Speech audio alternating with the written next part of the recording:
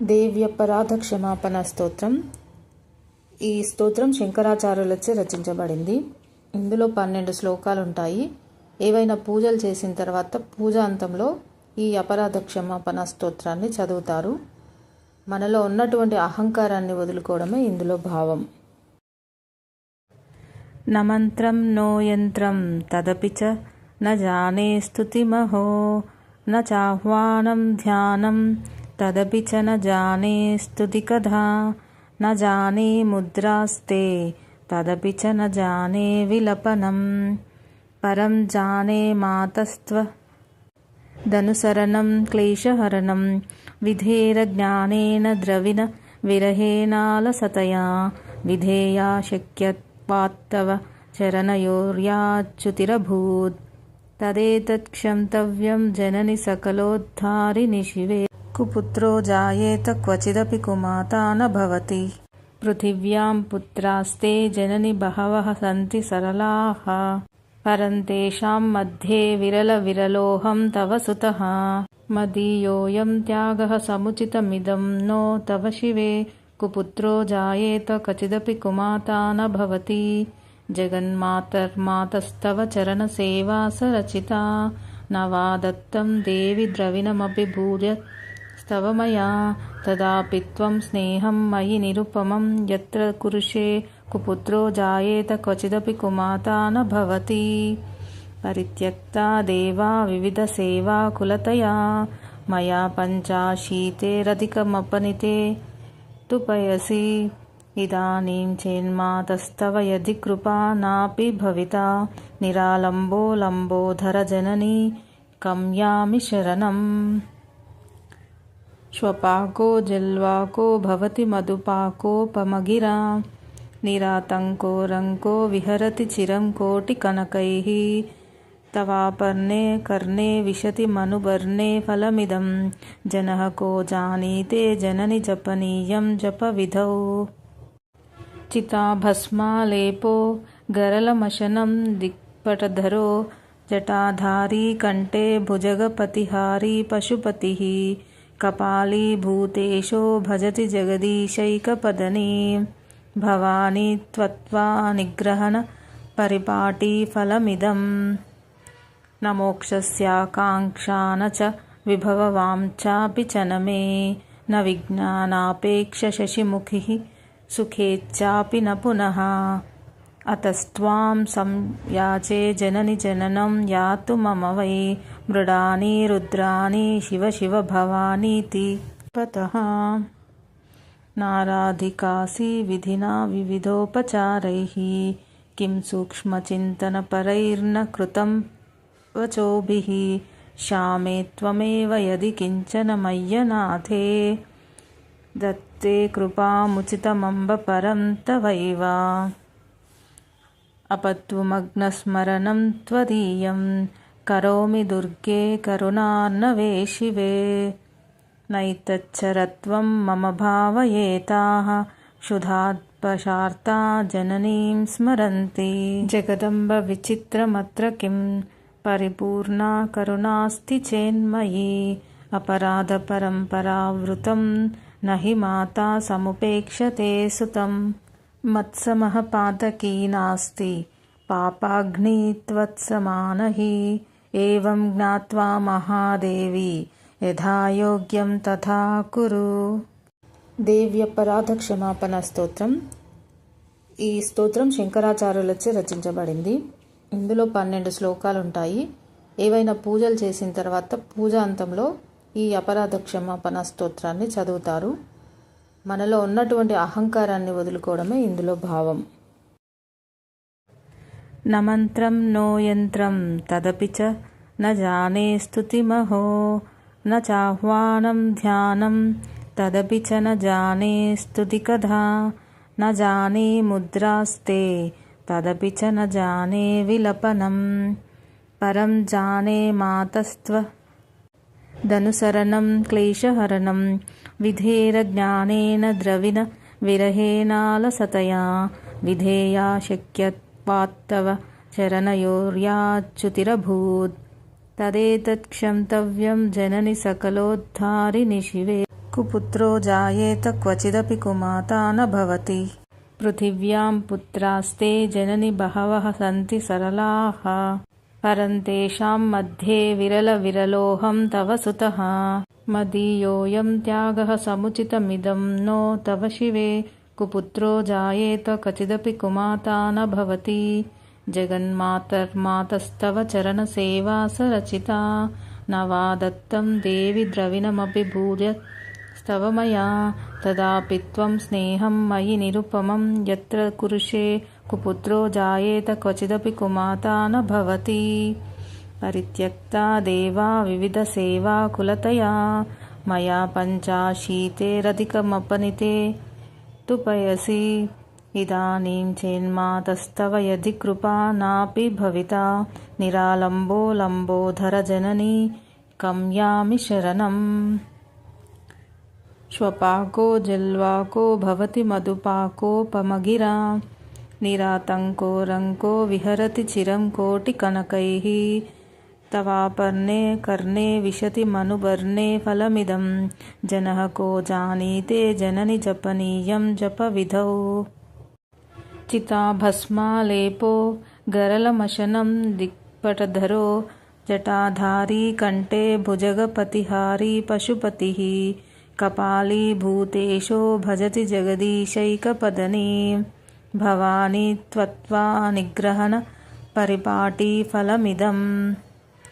न मोक्षस्याकाङ्क्षा न च विभववाञ्छापि च न मे, न विज्ञानापेक्ष शशिमुखिः सुखेच्छापि न पुनः। अतस्त्वां संयाचे जननि जननं यातु मम वै, मृडानि रुद्राणि शिव शिव भवानीति पतः। नाराधिकासि विधिना विविधोपचारैः, किं सूक्ष्मचिन्तनपरैर्न कृतं वचोभिः। श्यामे त्वमेव यदि किञ्चन मय्यनाथे, दत्ते कृपामुचितमम्ब परं तवैव। अपत्वमग्नस्मरणं त्वदीयं, करोमि दुर्गे करुणार्णवे शिवे। नैतच्चरत्वं मम भावयेताः, क्षुधात्पशार्ता जननीं स्मरन्ति। जगदम्ब विचित्रमत्र किं, परिपूर्णा करुणास्ति चेन्मयि। अपराधपरम्परावृतं न हि माता समुपेक्षते सुतं। मत्समः पातकी नास्ति पापाग्नि त्वत्समान हि, एवं ज्ञात्वा महादेवी यथा योग्యం తథా కురు. దేవి అపరాధ క్షమాపణ స్తోత్రం. ఈ స్తోత్రం శంకరాచార్యులచే రచించబడింది. ఇందులో 12 శ్లోకాలు ఉంటాయి. ఏవైనా పూజలు చేసిన తర్వాత పూజా అంతంలో ఈ అపరాధ క్షమాపణ స్తోత్రాన్ని చదువుతారు. మనలో ఉన్నటువంటి అహంకారాన్ని వదులుకోవడమే ఇందులో భావం. న మంత్రం నో యంత్రం తదపి చ న జానే స్తుతిమహో, న చాహ్వానం ధ్యానం తదపి చ న జానే స్తుతి కథా. న జానే ముద్రాస్తే తదపి చ న జానే విలపనం, పరం జానే మాతస్త్వ ధనుసరణం క్లేశహరణం. విధేర జ్ఞానేన ద్రవిణ విరహేనాలసతయా, విధేయా శక్యత్వాత్తవ చరణయోర్యాచ్యుతిరభూత్. తదేతత్క్షంతవ్యం జనని సకలోద్ధారిణి శివే, కుపుత్రో జాయేత క్వచిదపి కుమాతా న భవతి. పృథివ్యాం పుత్రాస్తే జనని బహవః సంతి సరళాః, పరంతేషాం మధ్యే విరలవిరలోऽహం తవ సుతః. మదీయోऽయం త్యాగः సముచితమిదం నో తవ శివే, కుపుత్రో జాయేత క్వచిదపి కుమాతా న భవతి. జగన్మాతర్మాతస్తవ చరణసేవా సరచితా, న వా దత్తం దేవి ద్రవిణమపి భూయస్తవ మయా. తదాపి త్వం స్నేహం మయి నిరుపమం యత్ర కురుషే, కుపుత్రో జాయేత క్వచిదపి కుమాతా న భవతి. పరిత్యక్తా దేవా వివిధసేవా కులతయా, మయా పంచాశీతేరధికమపనితే తు పయసి. ఇదానీం చేన్మాతస్తవ యది కృపా నాపి భవితా, నిరాలంబో లంబోధర జననీ కం యామి శరణం. श्वपाको जल्वाको भवति मधुपाकोपमगिरा निरातङ्को रङ्को विहरति चिरं कोटिकनकैः तवापर्णे कर्णे विशति मनुवर्णे फलमिदं जनः को जानीते जननि जपनीयं जपविधौ चिताभस्मालेपो गरलमशनं दिक्पटधरो जटाधारी कण्ठे भुजगपतिहारी पशुपतिः कपाली भूतेशो भजति जगदीशैकपदनी भवानी त्वत्वा निग्रहण परिपाटी फलमिदं न मोक्षस्याकाङ्क्षा न च विभववाञ्छापि च न मे न विज्ञानापेक्ष शशिमुखिः सुखेच्छापि न पुनः अतस्त्वां संयाचे जननि जननं यातु मम वै मृडानि रुद्राणि शिव शिव भवानीति पतः नाराधिकासि विधिना विविधोपचारैः किं सूक्ष्मचिन्तनपरैर्न कृतं वचोभिः श्यामे त्वमेव यदि किञ्चन मय्यनाथे दत्ते कृपामुचितमम्ब परं तवैव अपत्वमग्नस्मरणं त्वदीयं करोमि दुर्गे करुणार्णवे शिवे नैतच्चरत्वं मम भावयेताः क्षुधात्पशार्ता जननीं स्मरन्ति जगदम्ब विचित्रमत्र किं परिपूर्णा करुणास्ति चेन्मयि अपराधपरम्परावृतं न हि माता समुपेक्षते सुतं मत्समः पातकी नास्ति पापाग्नि त्वत्समान हि एवं ज्ञात्वा महादेवी यथा योग्యం తథా కురు. దేవి అపరాధ క్షమాపణ స్తోత్రం. ఈ స్తోత్రం శంకరాచార్యులచే రచించబడింది. ఇందులో 12 శ్లోకాలు ఉంటాయి. ఏవైనా పూజలు చేసిన తర్వాత పూజాంతంలో ఈ అపరాధ క్షమాపణ స్తోత్రాన్ని చదువుతారు. మనలో ఉన్నటువంటి అహంకారాన్ని వదులుకోవడమే ఇందులో భావం. న మంత్రం నో యంత్రం తదపి చ న జానే స్తుతిమహో न चाह्वानं ध्यानं तदपि च न जाने स्तुतिकथा न जाने मुद्रास्ते तदपि च न जाने विलपनं परं जाने मातस्त्वदनुसरणं क्लेशहरणं विधेरज्ञानेन द्रविण विरहेणालसतया विधेया शक्यत्वात्तव चरणयोर्याच्युतिरभूत् तदेतत्क्षन्तव्यं जननि सकलोद्धारिणि शिवे कुपुत्रो जायेत क्वचिदपि कुमाता न भवति पृथिव्यां पुत्रास्ते जननि बहवः सन्ति सरलाः परं तेषां मध्ये विरलविरलोऽहं तव सुतः मदीयोऽयं त्यागः समुचितमिदं नो तव शिवे कुपुत्रो जायेत क्वचिदपि कुमाता न भवति जगन्मातर्मातस्तव चरणसेवा सरचिता न वा दत्तं देवि द्रविणमपि भूयस्तव मया तदापि त्वं स्नेहं मयि निरुपमं यत्र कुरुषे कुपुत्रो जायेत क्वचिदपि कुमाता न भवति परित्यक्ता देवा विविधसेवा कुलतया मया पञ्चाशीतेरधिकमपनिते तु पयसि इदानीं चेन्मातस्तव यदि कृपा नापि भविता निरालम्बो लम्बोधर जननी कं यामि शरणम् श्वपाको जल्वाको भवति मधुपाकोपमगिरा निरातङ्को रङ्को विहरति चिरं कोटिकनकैः तवापर्णे कर्णे विशति मनुवर्णे फलमिदं जनः को जानीते जननि जपनीयं जपविधौ चिताभस्मालेपो गरलमशनं दिक्पटधरो जटाधारी कण्ठे भुजगपतिहारी पशुपतिः कपाली भूतेशो भजति जगदीशैकपदनी भवानी त्वत्वा निग्रहण परिपाटी फलमिदं न मोक्षस्याकाङ्क्षा न च विभववाञ्छापि च न मे न विज्ञानापेक्ष शशिमुखिः सुखेच्छापि न पुनः अतस्त्वां संयाचे जननि जननं यातु मम वै मृडानि रुद्राणि शिव शिव भवानीति पतः नाराधिकासि विधिना विविधोपचारैः किं सूक्ष्मचिन्तनपरैर्न कृतं वचोभिः श्यामे त्वमेव यदि किञ्चन मय्यनाथे दत्ते कृपामुचितमम्ब परं तवैव अपत्वमग्नस्मरणं त्वदीयं करोमि दुर्गे करुणार्णवे शिवे नैतच्चरत्वं मम भावयेताः क्षुधात्पशार्ता जननीं स्मरन्ति जगदम्ब विचित्रमत्र किं परिपूर्णा करुणास्ति चेन्मयि अपराधपरम्परावृतं न हि माता समुपेक्षते सुतं मत्समः पातकी नास्ति पापाग्नि त्वत्समानहि एवं ज्ञात्वा महादेवी యథా యోగ్యం తథా కురు. దేవి అపరాధ క్షమాపణ స్తోత్రం. ఈ స్తోత్రం శంకరాచార్యులచే రచించబడింది. ఇందులో 12 శ్లోకాలు ఉంటాయి. ఏవైనా పూజలు చేసిన తర్వాత పూజ అంతంలో ఈ అపరాధ క్షమాపణ స్తోత్రాన్ని చదువుతారు. మనలో ఉన్నటువంటి అహంకారాన్ని వదులుకోవడమే ఇందులో భావం.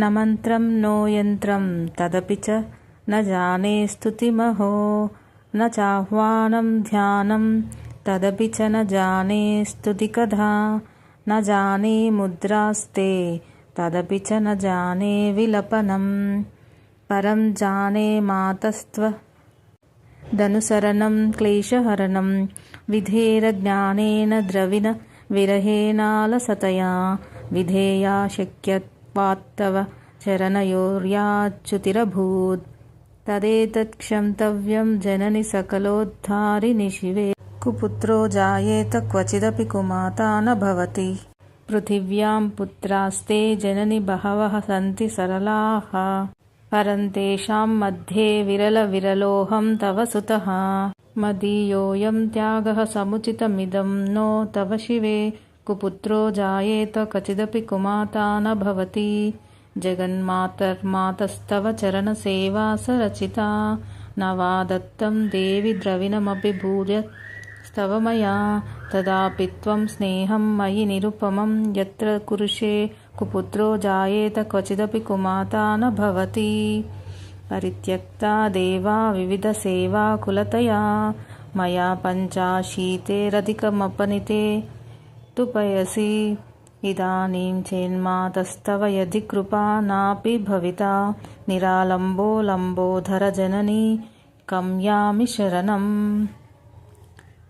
श्वपाको जल्वाको भवति मधुपाकोपमगिरा निरातङ्को रङ्को विहरति चिरं कोटिकनकैः तवापर्णे कर्णे विशति मनुवर्णे फलमिदं जनः को जानीते जननि जपनीयं जपविधौ चिताभस्मालेपो गरलमशनं दिक्पटधरो जटाधारी कण्ठे भुजगपतिहारी पशुपतिः कपालीभूतेशो भजति जगदीशैकपदनी भवानी त्वत्वा निग्रहण परिपाटीफलमिदं न मोक्षस्याकाङ्क्षा न च विभववां चापि च न मे न विज्ञानापेक्ष शशिमुखिः सुखेच्चापि न पुनः अतस्त्वां संयाचे जननि जननं यातु मम वै मृडानि रुद्राणि शिव शिव भवानीति पतः नाराधिकासि विधिना विविधोपचारैः किं सूक्ष्मचिन्तनपरैर्न कृतं वचोभिः श्यामे त्वमेव यदि किञ्चन मय्यनाथे दत्ते कृपामुचितमम्ब परं तवैव अपत्वमग्नस्मरणं त्वदीयं करोमि दुर्गे करुणार्णवे शिवे नैतच्चरत्वं मम भावयेताः क्षुधात्पशार्ता जननीं स्मरन्ति जगदम्ब विचित्रमत्र किं परिपूर्णा करुणास्ति चेन्मयि अपराधपरम्परावृतं न हि माता समुपेक्षते सुतं मत्समः पातकी नास्ति पापाग्नि त्वत्समानहि ఏవం జ్ఞాత్వా మహాదేవి యథా యోగ్యం తథా కురు. దేవ్యపరాధ క్షమాపణ స్తోత్రం. ఈ స్తోత్రం శంకరాచార్యులచే రచించబడింది. ఇందులో 12 శ్లోకాలు ఉంటాయి. ఏవైనా పూజలు చేసిన తర్వాత పూజ అంతంలో ఈ అపరాధ క్షమాపణ స్తోత్రాన్ని చదువుతారు. మనలో ఉన్నటువంటి అహంకారాన్ని వదులుకోవడమే ఇందులో భావం. న మంత్రం నో యంత్రం తదపి చ న జానే స్తుతిమహో న చాహ్వానం ధ్యానం తదపి చ న జానే స్తుతి కథా న జానే ముద్రాస్తే తదపి చ న జానే విలపనం పరం జానే మాతస్త్వ ధనుసరణం క్లేశహరణం విధేర జ్ఞానేన ద్రవిణ విరహేనాలసతయా విధేయా శక్యత్వాత్తవ చరణయోర్యాచ్యుతిరభూత్ తదేతత్ క్షంతవ్యం జనని సకలోద్ధారిణి శివే కుపుత్రో జాయేత క్వచిదపి కుమాతా న భవతి పృథివ్యాం పుత్రాస్తే జనని బహవః సంతి సరళాః పరంతేషాం మధ్యే విరలోహం తవ సుతః మదీయోయం త్యాగః సముచితమిదం నో తవ శివే కుపుత్రో జాయేత కచిదపి కుమాతా న భవతి జగన్మాతర్మాతస్తవ చరణసేవా సరచితా న వా దత్తం దేవి ద్రవిణమపి భూయస్తవ మయా తదాపి త్వం స్నేహం మయి నిరుపమం యత్ర కురుషే కుపుత్రో జాయేత క్వచిదపి కుమాతా న భవతి పరిత్యక్తా దేవా వివిధ సేవా కులతయా మయా పంచాశీతేరధికమపనితే తు పయసి ఇదానీం చేన్మాతస్తవ యది కృపా నాపి భవితా నిరాలంబో లంబోధర జననీ కమ్యామి శరణం శ్వపాకో జల్వాకో భవతి మధుపాకోపమగిరా నిరాతంకో రంకో విహరతి చిరం కోటి కనకైః తవాపర్ణే కర్ణే విశతి మనుబర్ణే ఫలమిదం జనః కో జానీతే జనని జపనీయం జపవిధౌ చితాభస్మాలేపో గరళమశనం దిక్పటధరో జటాధారీ కంఠే భుజగపతిహారీ పశుపతిః కపాలీ భూతేశో భజతి జగదీశైకపదనీ భవానీ త్వత్వా నిగ్రహణ పరిపాటీ ఫలమిదం న మోక్షస్యాకాంక్షా న చ విభవవాంఛాపి చ న మే న విజ్ఞానాపేక్ష శశిముఖిః సుఖేచ్ఛాపి న పునః అతస్త్వాం సంయాచే జనని జననం యాతు మమ వై మృడాని రుద్రాని శివ శివ భవానీతి పతః నారాధికాసి విధినా వివిధోపచారైః కిం సూక్ష్మచింతనపరైర్న కృతం వచోభిః శ్యామే త్వమేవ యది కించన మయ్యనాథే దత్తే కృపాముచితమంబ పరం తవైవ అపత్వమగ్నస్మరణం త్వదీయం కరోమి దుర్గే కరుణార్ణవే శివే నైతచ్చరత్వం మమ భావయేతాః క్షుధాత్పశార్తా జననీం స్మరంతి జగదంబ విచిత్రమత్ర కిం పరిపూర్ణా కరుణాస్తి చేన్మయీ అపరాధ పరంపరావృతం నహి మాతా సముపేక్షతే సుతం మత్సమః పాతకీ నాస్తి పాపాగ్ని త్వత్సమానః ఏవం జ్ఞాత్వా మహాదేవి యథా యోగ్యం తథా కురు. దేవ్యపరాధ క్షమాపణ స్తోత్రం. ఈ స్తోత్రం శంకరాచార్యులచే రచించబడింది. ఇందులో 12 శ్లోకాలు ఉంటాయి. ఏవైనా పూజలు చేసిన తర్వాత పూజ అంతంలో ఈ అపరాధ క్షమాపణ స్తోత్రాన్ని చదువుతారు. మనలో ఉన్నటువంటి అహంకారాన్ని వదులుకోవడమే ఇందులో భావం.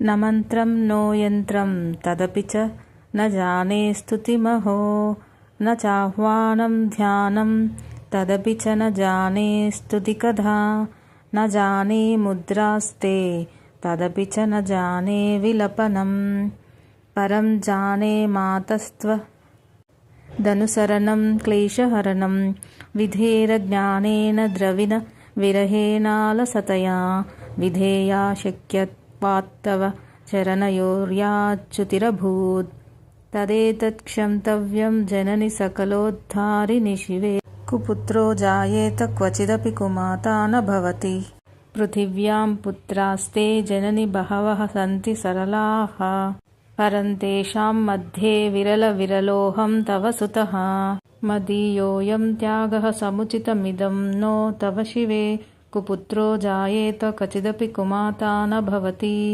जगन्मातर्मातस्तव चरणसेवा सरचिता न वा दत्तं देवि द्रविणमपि भूयस्तव मया तदापि त्वं स्नेहं मयि निरुपमं यत्र कुरुषे कुपुत्रो जायेत क्वचिदपि कुमाता न भवति परित्यक्ता देवा विविधसेवा कुलतया मया पञ्चाशीतेरधिकमपनिते तु पयसि इदानीं चेन्मातस्तव यदि कृपा नापि भविता निरालम्बो लम्बोधर जननी कं यामि शरणम् श्वपाको जल्वाको भवति मधुपाकोपमगिरा निरातङ्को रङ्को विहरति चिरं कोटिकनकैः तवापर्णे कर्णे विशति मनुवर्णे फलमिदं जनः को जानीते जननि जपनीयं जपविधौ चिताभस्मालेपो गरलमशनं दिक्पटधरो जटाधारी कण्ठे भुजगपतिहारी पशुपतिः कपाली भूतेशो भजति जगदीशैकपदनी भवानी त्वत्वा निग्रहण परिपाटी फलमिदं न मोक्षस्याकाङ्क्षा न च विभववाञ्छापि च न मे न विज्ञानापेक्ष शशिमुखिः सुखेच्छापि न पुनः अतस्त्वां संयाचे जननि जननं यातु मम वै मृडानि रुद्राणि शिव शिव भवानीति पतः नाराधिकासि विधिना विविधोपचारैः किं सूक्ष्मचिन्तनपरैर्न कृतं वचोभिः श्यामे त्वमेव यदि किञ्चन मय्यनाथे दत्ते कृपामुचितमम्ब परं तवैव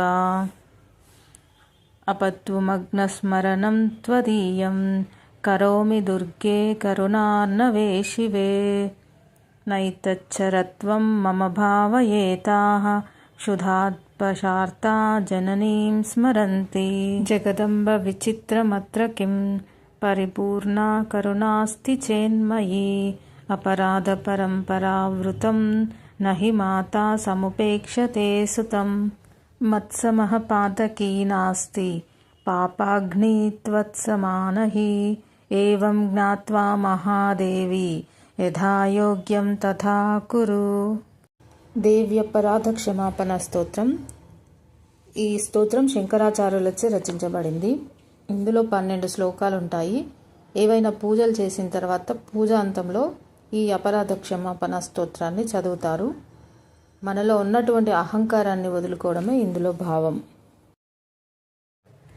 న మంత్రం నో యంత్రం తదపి చ న జానే స్తుతిమహో न चाह्वानं ध्यानं तदपि च न जाने स्तुतिकथा न जाने मुद्रास्ते तदपि च न जाने विलपनं परं जाने मातस्त्वदनुसरणं क्लेशहरणं विधेरज्ञानेन द्रविण विरहेणालसतया विधेया शक्यत्वात्तव चरणयोर्याच्युतिरभूत् तदेतत्क्षन्तव्यं जननि सकलोद्धारिणि शिवे कुपुत्रो जायेत क्वचिदपि कुमाता न भवति पृथिव्यां पुत्रास्ते जननि बहवः सन्ति सरलाः परन्तेषां मध्ये विरलविरलोऽहं तव सुतः मदीयोऽयं त्यागः समुचितमिदं नो तव शिवे कुपुत्रो जायेत क्वचिदपि कुमाता न भवति जगन्मातर्मातस्तव चरणसेवा सरचिता न वा दत्तं देवि द्रविणमपि भूयस्तव मया तदापि त्वं स्नेहं मयि निरुपमं यत्र कुरुषे कुपुत्रो जायेत क्वचिदपि कुमाता न भवति परित्यक्ता देवा विविधसेवा कुलतया मया पञ्चाशीतेरधिकमपनिते तु पयसि इदानीं चेन्मातस्तव यदि कृपा नापि भविता निरालम्बो लम्बोधरजननी कं यामि शरणम्।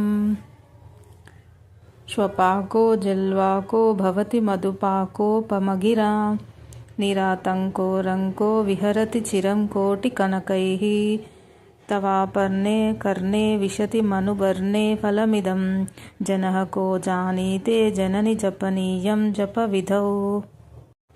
चिताभस्मालेपो गरलमशनं दिक्पटधरो जटाधारी कण्ठे भुजगपतिहारी पशुपतिः कपाली भूतेशो भजति जगदीशैकपदनी भवानी त्वत्वा निग्रहण परिपाटी फलमिदं न मोक्षस्याकाङ्क्षा न च विभववाञ्छापि च न मे न विज्ञानापेक्ष शशिमुखिः सुखेच्छापि न पुनः अतस्त्वां संयाचे जननि जननं यातु मम वै मृडानि रुद्राणि शिव शिव भवानीति पतः नाराधिकासि विधिना विविधोपचारैः किं सूक्ष्मचिन्तनपरैर्न कृतं वचोभिः श्यामे त्वमेव यदि किञ्चन मय्यनाथे दत्ते कृपामुचितमम्ब परं तवैव अपत्वमग्नस्मरणं त्वदीयं करोमि दुर्गे करुणार्णवे शिवे नैतच्चरत्वं मम भावयेताः क्षुधात्पशार्ता जननीं स्मरन्ति जगदम्ब विचित्रमत्र किं परिपूर्णा करुणास्ति चेन्मयि अपराधपरम्परावृतं न हि माता समुपेक्षते सुतं मत्समः पातकी नास्ति पापाग्नि त्वत्समान हि एवं ज्ञात्वा महादेवी यथा योग्యం తథా కురు. దేవి అపరాధ క్షమాపణ స్తోత్రం. ఈ స్తోత్రం శంకరాచార్యులచే రచించబడింది. ఇందులో 12 శ్లోకాలు ఉంటాయి. ఏవైనా పూజలు చేసిన తర్వాత పూజా అంతంలో ఈ అపరాధ క్షమాపణ స్తోత్రాన్ని చదువుతారు. మనలో ఉన్నటువంటి అహంకారాన్ని వదులుకోవడమే ఇందులో భావం.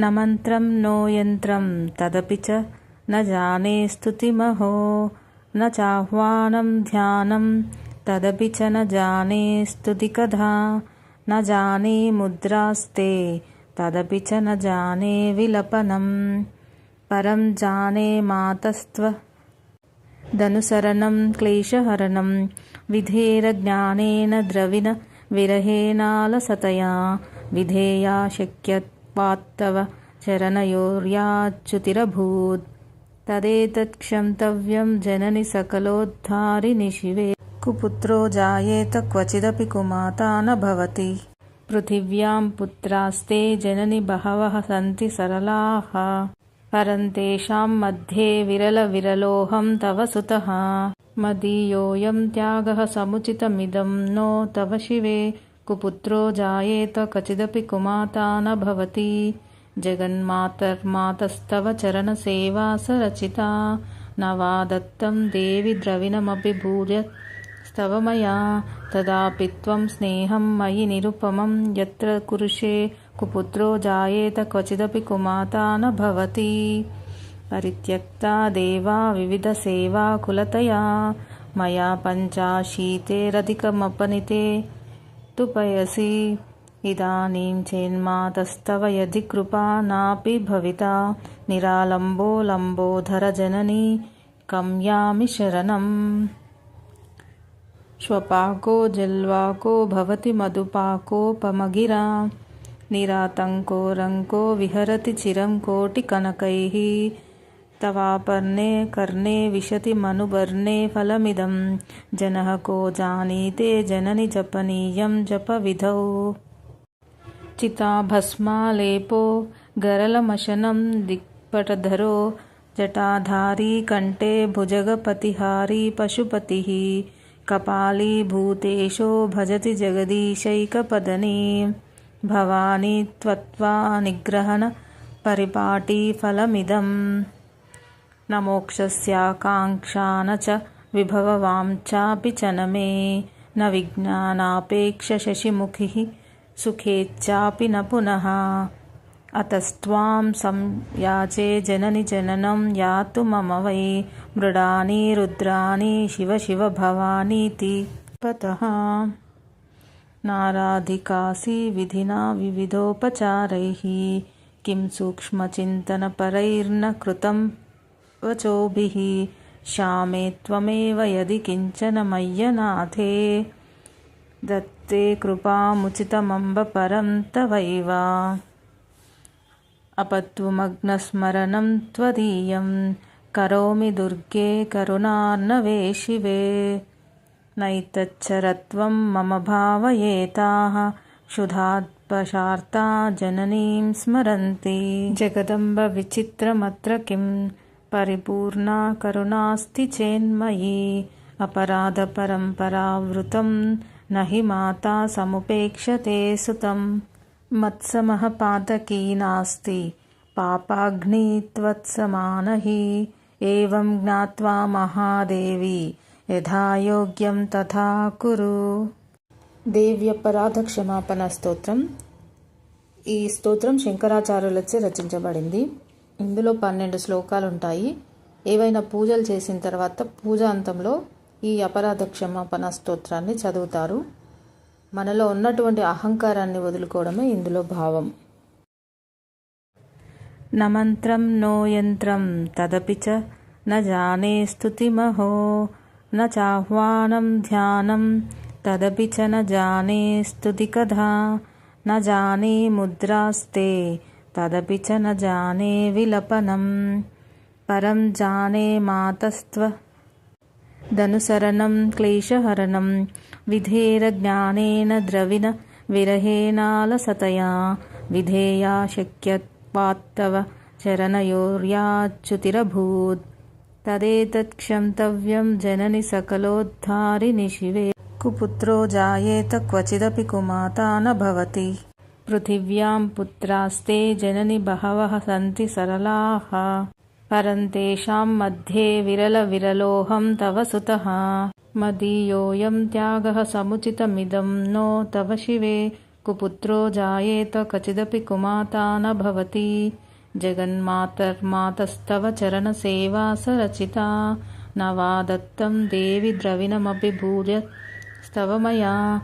तदापि त्वं स्नेहं मयि निरुपमं यत्र कुरुषे. कुपुत्रो जायेत क्वचिदपि कुमाता न भवति. परित्यक्ता देवा विविधसेवा कुलतया. मया पञ्चाशीतेरधिकमपनिते तु पयसि. इदानीं चेन्मातस्तव यदि कृपा नापि भविता. निरालम्बो लम्बोधर जननी कं यामि शरणम्. श्वपाको जल्वाको भवति मधुपाकोपमगिरा. निरातङ्को रङ्को विहरति चिरं कोटिकनकैः. तवापर्णे कर्णे विशति मनुवर्णे फलमिदं. जनः को जानीते जननि जपनीयं जपविधौ. चिताभस्मालेपो गरलमशनं दिक्पटधरो. जटाधारी कण्ठे भुजगपतिहारी पशुपतिः. कपालीभूतेशो भजति जगदीशैकपदनी. भवानी त्वत्वा निग्रहण परिपाटी फलमिदं. न मोक्षस्याकाङ्क्षा न च विभववाञ्छापि च न मे. न विज्ञानापेक्ष शशिमुखिः सुखेच्चापि न पुनः. अतस्त्वां संयाचे जननि जननं यातु मम वै मृडानि रुद्राणि शिव शिव भवानीति पतः. नाराधिकासि विधिना विविधोपचारैः किं सूक्ष्मचिन्तनपरैर्न कृतं वचोभिः. श्यामे त्वमेव यदि किञ्चन मय्यनाथे दत्ते कृपामुचितमम्ब परं तवैव. अपत्वमग्नस्मरणं त्वदीयं करोमि दुर्गे करुणार्णवे शिवे. नैतच्चरत्वं मम भावयेताः क्षुधात्पशार्ता जननीं स्मरन्ति. जगदम्ब विचित्रमत्र किं परिपूर्णा करुणास्ति चेन्मयि. अपराधपरम्परावृतं न हि माता समुपेक्षते सुतं। मत्समः पातकी नास्ति पापाग्नि त्वत्समाना हि। एवं ज्ञात्वा महादेवी यथा योग्యం తథా కురు. దేవి అపరాధ క్షమాపణ స్తోత్రం. ఈ స్తోత్రం శంకరాచార్యులచే రచించబడింది. ఇందులో 12 శ్లోకాలు ఉంటాయి. ఏవైనా పూజలు చేసిన తర్వాత పూజ అంతంలో ఈ అపరాధ క్షమాపణ స్తోత్రాన్ని చదువుతారు. మనలో ఉన్నటువంటి అహంకారాన్ని వదులుకోవడమే ఇందులో భావం. న మంత్రం నో యంత్రం తదపి చ న జానే స్తుతిమహో. న చాహ్వానం ధ్యానం తదపి చ న జానే స్తుతికథా. న జానే ముద్రాస్తే తదపి చ న జానే విలపనం. పరం జానే మాతస్త్వదనుసరణం క్లేశహరణం. విధేర జ్ఞానేన ద్రవిణ విరహేనాలసతయా. విధేయా శక్యత్వాత్తవ చరణయోర్యాచ్యుతిరభూత్. తదేతత్ క్షంతవ్యం జనని సకలోద్ధారిణి శివే. కుపుత్రో జాయేత క్వచిదపి కుమాతా న భవతి. పృథివ్యాం పుత్రాస్తే జనని బహవః సంతి సరళాః. పరంతేషాం మధ్యే విరల విరలోహం తవ సుతః. మదీయోయం త్యాగః సముచితమిదం నో తవ శివే. కుపుత్రో జాయేత క్వచిదపి కుమాతా న భవతి. జగన్మాతర్మాతస్తవ చరణసేవా సరచితా. న వా దత్తం దేవి ద్రవిణమపి భూయస్తవ మయా. తదాపి త్వం స్నేహం మయి నిరుపమం యత్ర కురుషే. కుపుత్రో జాయేత క్వచిదపి కుమాతా న భవతి. పరిత్యక్తా దేవా వివిధ సేవా కులతయా. మయా పంచాశీతేరధికమపనితే తు పయసి. ఇదానీం చేన్మాతస్తవ యది కృపా నాపి భవితా. నిరాలంబో లంబోధర జననీ కం యామి శరణం. శ్వపాకో జల్వాకో భవతి మధుపాకోపమగిరా. నిరాతంకో రంకో విహరతి చిరం కోటి కనకైః. తవాపర్ణే కర్ణే విశతి మనుబర్ణే ఫలమిదం. జనః కో జానీతే జనని జపనీయం జపవిధౌ. చితాభస్మాలేపో గరళమశనం దిక్పటధరో. జటాధారీ కంఠే భుజగపతిహారీ పశుపతిః. కపాలీభూతేశో భజతి జగదీశైకపదనీ. భవానీ త్వత్వా నిగ్రహణ పరిపాటీ ఫలమిదం. న మోక్షస్యాకాంక్షా న చ విభవవాంఛాపి చ న మే. న విజ్ఞానాపేక్ష శశిముఖిః సుఖేచ్ఛాపి న పునః.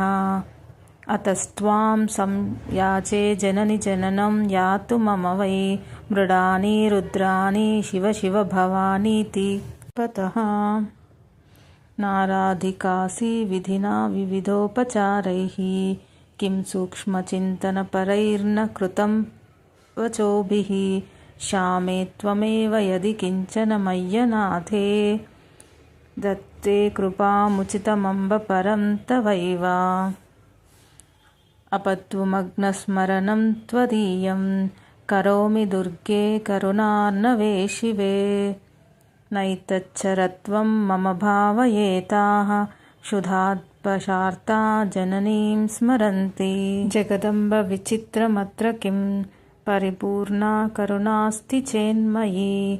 అపరాధ పరంపరావృతం న హి మాతా సముపేక్షతే సుతం.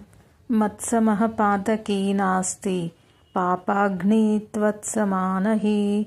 ఏవం జ్ఞాత్వా మహాదేవి యథా యోగ్యం తథా కురు.